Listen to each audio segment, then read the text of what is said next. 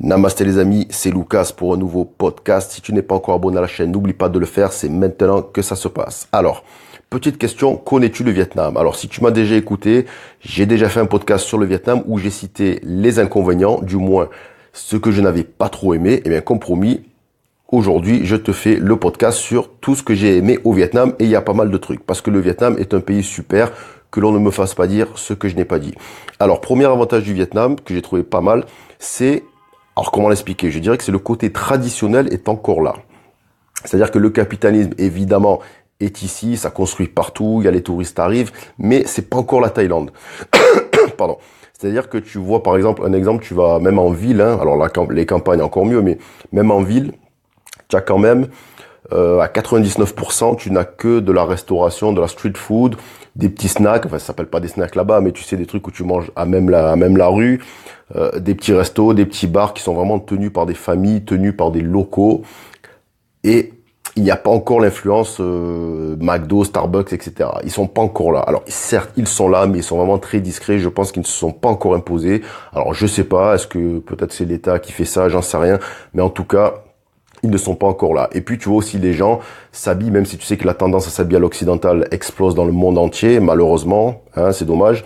Mais au Vietnam, il y a encore pas mal de gens qui ont leur tenue traditionnelle. Alors pas des tenues de 50 ans en arrière, évidemment. C'est des tenues proches des nôtres, proches de tout le monde, j'allais dire. Hein. Mais il y a encore comme le fameux, alors je connais pas le nom, le traditionnel chapeau. Tu as aussi les femmes qui portent sur leur épaule leurs fruits, leurs légumes.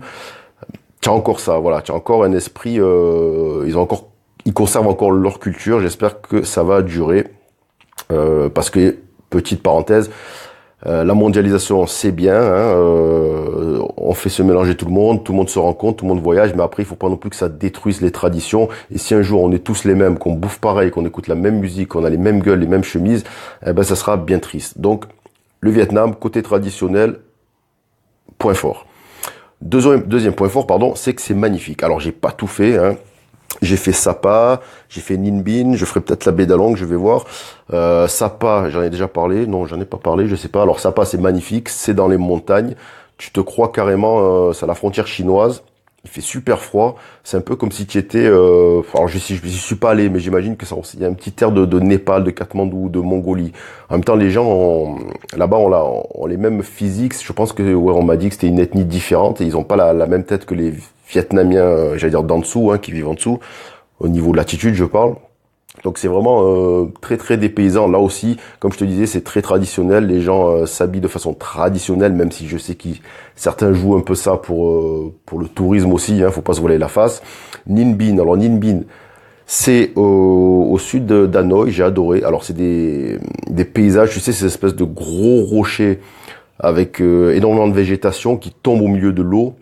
Un peu ces spectacles c'est un peu des scènes à la Avatar ou même King Kong. D'ailleurs, c'est là qu'a été tourné le dernier King Kong, je sais plus, Skull Island. Donc c'est vraiment des Ninh Binh, vas-y, c'est des paysages vraiment magnifiques. Tu as une petite balade en bar qui dure 3 heures. Tu es vraiment immergé dans le truc. Donc le Vietnam, c'est très très beau. En plus, ils ont été intelligents. J'espère que ça va durer. C'est-à-dire qu'il y a vraiment là des milliers de touristes. Il y a plusieurs milliers de bateaux qui partent chaque jour. Mais ils ont eu la présence d'esprit. Alors je sais pas si c'est politique ou pas, mais en tout cas, tous les bateaux sont uniquement des bateaux à rame. Alors, tu as quelqu'un qui rame, hein, évidemment, pour toi, et puis tu as des rames à dispo. Alors, des fois, on rame aussi, j'ai ramé un peu, tu vois, en fait, tout le monde rame un peu, quoi. Donc, ça évite les bateaux à moteur, parce que, comme dans certains pays, j'ai vu au Cambodge ou en Thaïlande, ils massacrent tout avec leur putain de bateaux à moteur. Pour l'instant, c'est pas le cas ici, j'espère que ça va durer. Troisième avantage du Vietnam, niveau économie, c'est pas cher. Alors c'est pas cher. Après ça dépend où tu vas. C'est toujours pareil. Hein. Je veux dire, si tu veux bouffer un plat français ou si tu veux bouffer du bon vin, bah évidemment il y a des bons restaurants. Tu payeras le prix. Maintenant, si tu manges à la façon locale, c'est pas cher. Par exemple, une bière ça coûte moins d'1 euro. Des fois ça peut être 50 centimes. Manger pareil, tu peux manger dans la rue pour 1, 2, 3 euros. Allez, si tu poses ton cul dans un resto, on va dire un peu niveau gamme supérieur. Alors supérieur, c'est pas au niveau de la nourriture que je parle, mais supérieur au niveau du cadre, c'est-à-dire que tu es pas assis dans la rue, mais tu es assis dans des chaises un peu plus confortables, un petit cadre sympa, un peu de musique. Bon, là, ça va peut-être monter à 4-5 euros, mais pas plus. Hein. Donc vraiment, au niveau budget, super. Les transports, pareil, c'est pas cher. Bon, t'as Grabs, hein, tu connais, c'est comme Uber, c'est pareil. Donc vraiment nickel à ce niveau. Autre avantage, bon, qui est un peu la même chose, et qui est quand même j'allais dire, qui est pas propre au Vietnam, mais propre à l'Asie, en tout cas, tout ce que j'ai vu en Asie, toutes les grandes villes que j'ai vues, c'est que tu peux manger, consommer quand tu veux. C'est pas comme en France où genre, alors moi j'ai vu, alors je prends Strasbourg en exemple, parce que c'est vraiment l'extrême, c'est qu'il m'est arrivé à Strasbourg à 9h, 9h30, les types te refusent l'entrée au resto, quoi, hallucinant, quoi, ou des fois tu appelles, tu réserves, ouais, je voudrais venir à 8h30, le type te dit, bon, ça t'arrangerait pas à 8h plutôt, enfin voilà. Et à 11h, évidemment, tout est fermé. Alors, partout, il y a quand même des bars, mais bon, voilà, c'est difficile de manger. En France, c'est vrai que, hormis les sites ultra touristiques, on mange entre 11h30 et 14h, et puis le soir, entre 18h30 et 21h max. Voilà. En Asie, et notamment à Hanoï, puisque Hanoï, à Ho Chi Minh, ça passe, et c'est pareil partout, hein. On peut manger quasiment à n'importe quelle heure. Alors, peut-être pas au milieu de la nuit, j'ai pas essayé, mais minuit, 1h, 2h, tu trouveras de la bouffe normalement. Autre avantage du Vietnam, alors, c'est que j'ai trouvé que les gens sont honnêtes. Alors, c'est sûr qu'au Vietnam, il y a sûrement des escrocs, des enfoirés, comme de partout. Il n'y a pas de pays honnêtes et de pays malhonnêtes, mais j'ai remarqué que globalement, et ça m'a agréablement surpris, parce que dans d'autres pays, alors je sais plus, en Malaisie notamment, peut-être en Inde des fois, hein, ils essayent un peu de t'arnaquer. Alors ici aussi, il y a des arnaques à touristes, mais moi où je parle à un niveau où j'ai remarqué l'honnêteté, c'est au niveau de la monnaie. Alors tu sais que le Vietnam, c'est le dong. Alors le dong, pour te donner une idée, c'est 1 euro égale 26 000 dong. Donc ça vaut quasiment rien comparé à notre monnaie. De ce fait, tes billets, tu es millionnaire. Comme ils aiment blaguer, des fois ils font la blague aux touristes, les mecs, ils disent ouais, tu es millionnaire en dong. Ouais, en effet. C'est-à-dire qu'il y a des billets de 500 000, 100 000, 50 000 dong. Donc moi au début, alors moi qui suis une quiche en chiffres, je sais pas pourquoi, mais j'ai vraiment du mal à compter. Tu me dis 10 moins 3, je réfléchis 2 heures, je prends ma calculette. Donc à chaque fois c'est le même cirque quand on m'annonce un prix dans un resto ou dans un bar, je suis là à calculer 2 heures, à prendre mes billets, à les regarder, les retourner. Voilà, je suis une brêle, hein, c'est comme ça. Donc combien de fois, plein de fois, il m'est arrivé de donner, par exemple, le type me réclame 50 000 dong, et bien moi je confonds de billets, je lui donne 500 000. Voilà, ça m'est arrivé plein de fois, 20 000, 200 000, 100 000, 10 000, et à chaque fois, les types ou les femmes m'ont rendu le billet, vraiment 100% des cas. Ils m'ont toujours rendu le billet, je te dis, ça m'est arrivé plein de fois. Donc voilà, il y a quand même pas d'arnaque, alors que ça m'est arrivé dans d'autres pays, comme je te disais, où les mecs profitent un peu. Ça m'est arrivé notamment à Kuala Lumpur, peut-être 1 ou 2 fois, en tout cas je l'ai remarqué 1 ou 2 fois, mais je m'en suis aperçu après. C'est-à-dire que les mecs profitent un peu, où tu sais, quand tu viens d'arriver, tu connais pas trop la monnaie, donc forcément tu changes de pays tous les mois, donc faut s'adapter. Eh ben ils profitent pour pas te rendre tout, tu sais comment c'est, hein, ils te donnent une poignée de billets, bon toi tu dis ok, tu mets dans la poche, tu comptes pas forcément, et des fois tu veux compter, mais moi comme je suis vraiment une quiche, ben, même si je compte, faut jouer, bon ça doit être ça, voilà. Bon au Vietnam, franchement pour ça ils sont nickel, ils sont super honnêtes avec l'argent.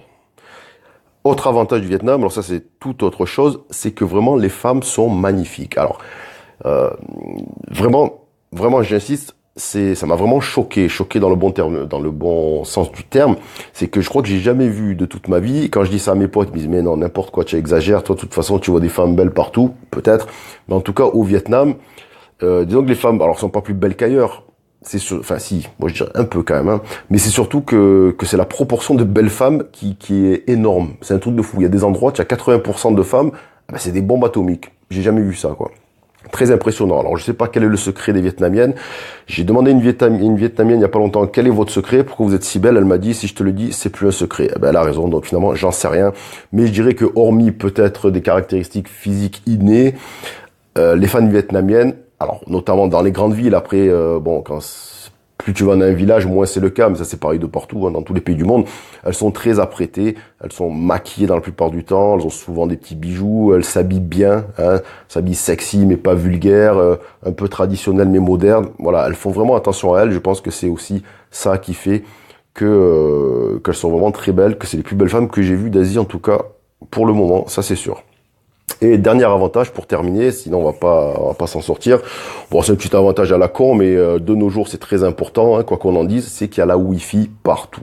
Tu vas n'importe où, n'importe quel snack, n'importe quel resto, n'importe quel hôtel, même des fois il y a des rues, comme à Ho Chi Minh, à Bu Vien, la rue, il y a la Wi-Fi. Et une autre, je crois que c'est Beer Street, Walking Street, je sais plus, il y a des Walking Street partout en Asie maintenant. À Hanoï, il y a la Free Wi-Fi dans la rue. Donc vraiment c'est de partout.